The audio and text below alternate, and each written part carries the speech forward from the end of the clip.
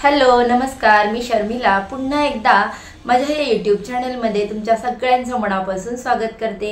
आजचा दिवस तुम्हाला खूप छान जावो हीच महाराजांच्या चरणी प्रार्थना। तर बघा, आजच्या या व्हिडिओमध्ये मी कोणत्याही प्रकारची रेसिपीज किंवा डेली रुटीन शेअर केलेले नाहीये। तर आज मी तुम्हाला रथसप्तमीची पूजा कशी करायची हा जो एक व्हिडिओ आहे तो तुमच्यासाठी घेऊन आलेले आहे। बघा, प्रत्येक ताईंना ह्या गोष्टींची माहिती असेलच असे नाही, पण ज्या ताईंना माहित नाही त्यांच्यासाठी हा व्हिडिओ अगदी हेल्पफुल असेल। तर बघा, आता रथसप्तमीचे उपवास चालू होऊन 3 दिवस झालेले आहेत आणि आता रथसप्तमी जवळ आलेली आहे। तर त्यानिमित्ताने मी ही पूजा तुम्हाला कशी करायची या आजच्या व्हिडिओमधून शेअर करणार आहे। तर प्लीज तुम्ही व्हिडिओ जर आवडला तर व्हिडिओला लाईक करा आणि हो, व्हिडिओ शेवटपर्यंत स्किप न करता नक्की बघा, म्हणजे तुम्हाला पूजा कशी करायची याचा कोणतेही प्रकारचे प्रॉब्लेम क्रिएट होणार नाहीत। तर चला मग, आणि हो, न विसरता बेल आयकॉन क्लिक करा, ज्यामुळे मी जेव्हा पण माझ्या चॅनलवरती नवीन व्हिडिओज अपलोड करेल त्याचे नोटिफिकेशन अगदी सहजपणे तुम्हाला मिळेल आणि तुम्ही एक पण व्हिडिओ मिस करणार नाही। चला तर मग वेळ न घालवता आपण आजच्या या नवीन व्हिडिओला सुरुवात करूया। बघा ताईंनो, रथसप्तमीचा दिवस हा हिंदू धर्मामध्ये अतिशय शुभ मानला जातो। तसेच या दिवशी दानाबरोबरच स्नानाला देखील अतिशय महत्त्व दिले जाते। हिंदू धर्मात सूर्यदेवाला आरोग्याची देव म्हणून संबोधले जातात आणि उत्तम आरोग्य आणि दीर्घ आयुष्यासाठी त्यांची पूजा केली जाते।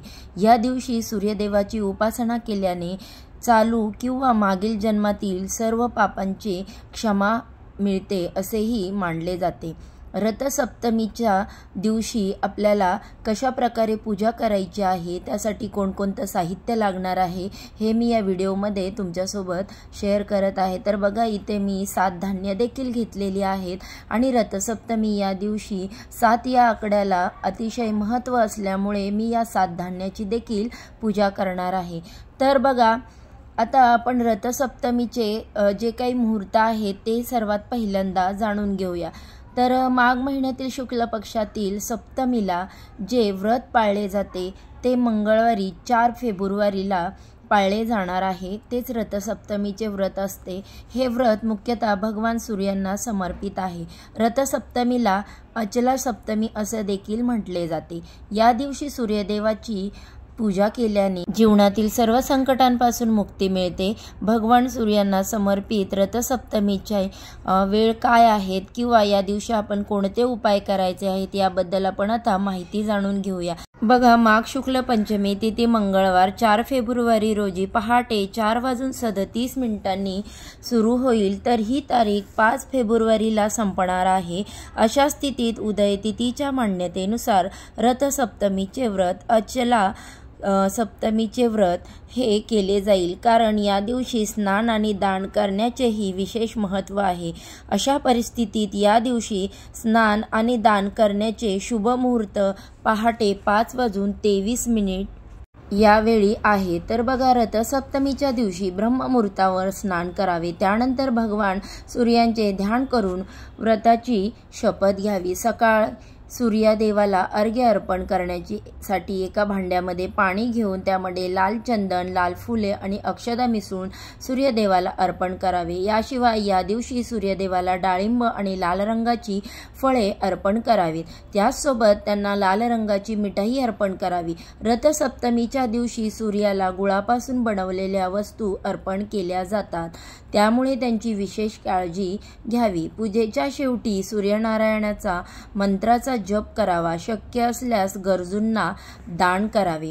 तर आता बघा, मी इथे सूर्यनारायणच्या रथसप्तमीची जी पूजा आहे ती तुम्हाला करून दाखवत आहे। तर सर्वप्रथम मी इथे दीप प्रज्वलित करून घेतला, त्यानंतर गणपती बाप्पाचं पूजन केलं आणि मी इकडे ही सूर्याची प्रतिमा म्हणजेच रथामध्ये सूर्य बसलेले आहेत ते एक चित्र काढलेलं आहे आणि त्याची इथे मी पूजा करणार आहे, तर ते देखील तुमच्यासोबत शेअर करते। त्यानंतर बघा, रथसप्तमीच्या दिवशी आपल्याला उपाय कोणते कोणते करायचे आहेत ते देखील आपण पाहणार आहोत। रथसप्तमीच्या दिवशी घराची पूर्व दिशा स्वच्छ ठेवा आणि तेथे दिवा लावा, त्याचसोबत गायत्री मंत्राचा 27 वेळा जप करावा। असे केल्याने तुम्हाला सूर्यदेवाची विशेष कृपा प्राप्त होईल। रथसप्तमीच्या दिवशी आसनावर बसून आदित्य हृदय स्तोत्राचं पठण करावं। त्याचसोबत तुमच्या वडिलांच्या किंवा तुमच्या वडिलांच्या वयाच्या असणाऱ्या व्यक्तींच्या पायांना स्पर्श करावा। रथसप्तमीच्या दिवशी घरी गोड पदार्थ तयार करून अंध व्यक्ती जे आहेत त्यांना खाऊ घाला। याशिवाय गहू, गूळ, तांब्याची भांडी आणि लाल कपडे या दिवशी गरजूंना दान करा। तसेच हे रथसप्तमीच्या दिवशी आपण जेव्हा सूर्यांना अर्घ्य देत असतो त्यावेळेस ओम ह्रीं ह्रीं सूर्याय नमः, ओम सूर्याय नमः, ओम गृणी सूर्याय नमः, ओम गृणी सूर्य आदित्याय नमः अशा विविध मंत्रांचा जप करावा। तर बघा आता इथे या पूजेमध्ये मी तुम्हाला दाखवत आहे की मी इथे 7 धान्यांची देखील पूजा करून घेतलेली आहे।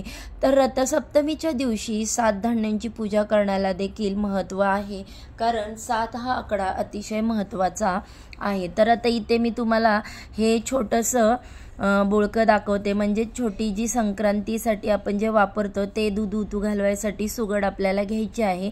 पण पूजेसाठी मी इथे अतिशय छोटी सुगड तुम्हाला घेऊन दाखवलेली आहे। त्याच्यामध्ये मी दूध घेतलं, त्यामध्ये हळदी, कुंकू, अक्षदा या आपल्याला टाकायच्या आहेत आणि ही जी सुगड आहे ती आपल्याला आपल्या मुख्य प्रवेशद्वाराजवळ जिथे आपण सूर्यनारायण देवांची पूजा केलेली आहे तिथे गाईच्या शिंकुटांमध्ये ठेवायची आहे। आता मी सध्या इथे तुम्हाला पूजेच्या ठिकाणी ठेवलेले आहे ते दाखवते, नंतर मी पुढे शेअर करणारच आहे तुम्हाला।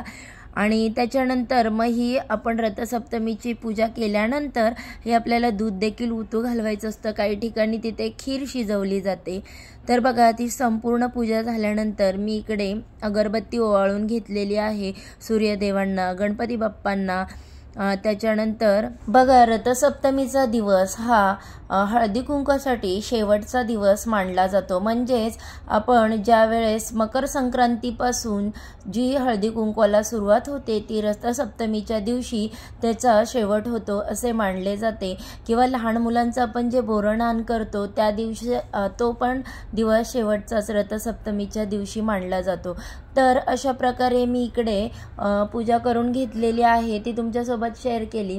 तसेच रथसप्तमीच्या दिवशी प्रत्येक महिला ह्या म्हणजे आता बघा मी तुम्हाला लास्ट टाइम पण बोललेली आहे, ज्याला मेडिकल प्रॉब्लेम आहे त्याने उपवास केले नाही तरी चालतील, परंतु 7 दिवस सूर्यदेवांची मनोभावे पूजा उपासना केली तरी देखील आपल्याला त्या व्रताचे फळ मिळते। तर त्याचप्रमाणे आपण ही 7 दिवस पूजा करायची रोज सकाळी सूर्य उगवताना। आणि रथसप्तमीच्या दिवशी सुवासिनींना आपल्या घरी बोलवून त्यांना हळदी कुंकू द्यायचं। त्याच्यानंतर इथे जी आता तुम्हाला बघा मी दाखवते अशी सूर्यदेव जे रथामध्ये बसलेले आहेत 7 घोड्यांच्या, अशी आपण रांगोळी देखील काढायची आहे। त्या रांगोळीवरती हळदी कुंकू अर्पण करायचं। तसेच साईडला मी तुम्हाला इथे फुलं ठेवलेली दिसत आहेत। तर त्याच प्रकारे आपल्याला गाईंच्या गोवऱ्यापासून एक गोलाकार असा तयार करायचा आहे आणि ते प्रज्वलित करून त्याच्यामध्ये तूप, कापूर टाकून ते प्रज्वलित करायचे आहेत गोवऱ्या। आणि त्याच्यावरती ही जी आपण मगाशी मी तुम्हाला सुगड दाखवली दुधाने भरलेली ती ठेवायची आणि दूध उतू घालवायचं। त्यानंतर बघा असा एक कलश तयार करायचा, त्याच्यामध्ये पाणी घ्यायचं, त्या कलशामध्ये हळदी, कुंकू, अक्षदा आणि सफेद तीळ जे आहेत ते घ्यायचे आहेत। आणि याच पाण्याने आपल्याला रथसप्तमीच्या दिवशी सकाळी जो मी मगाशी तुम्हाला टायमिंग सांगितलं सूर्यदेवाच्या आगमनाचा, त्यावेळेस सूर्यदेवांना अर्घ्य अर्पण करायचे आहे, म्हणजे ते पाणी अर्पण करायचे, अर्घ्य द्यायचे आहे। अर्घ्य देताना तुम्हाला ओम सूर्याय नमः किंवा ओम भास्कराय विद्महि दिवाकराय धीमहि तन्नो आदित्य प्रचोदयात असा मंत्र म्हणत सूर्यदेवांना अर्घ्य अर्पण करायचे। पूजा सर्व झाल्यानंतर संपन्न आपल्याला इकडे गोडाचा नैवेद्य दाखवायचा आहे। तर मी व्हिडिओमध्ये तुम्हाला दाखवण्यासाठी इथे खजूरचा गोड नैवेद्य दाखवत आहे, परंतु या दिवशी पुरणपोळी आणि शिरा केला जातो आणि याचाच नैवेद्य सूर्यदेवांना सूर्य उगवताना दूध उतू गेल्यानंतर अर्पण केला जातो। तर बघा ताईंनो, मी तुम्हाला संपूर्णपणे रथसप्तमीची पूजा कशी करायची ही तुमच्यासोबत शेअर केली। तसेच याचे वेळ काय आहे किंवा नैवेद्य काय अर्पण करायचा, मंत्र कोणते बोलायचे ते अगदी डिटेलमध्ये शेअर केलेला आहे। तर मग हा व्हिडिओ जर तुम्हाला आवडला तर प्लीज व्हिडिओला लाईक करा, चॅनेलला सबस्क्राईब करा। व्हिडिओचं मी इथे सेंड करते।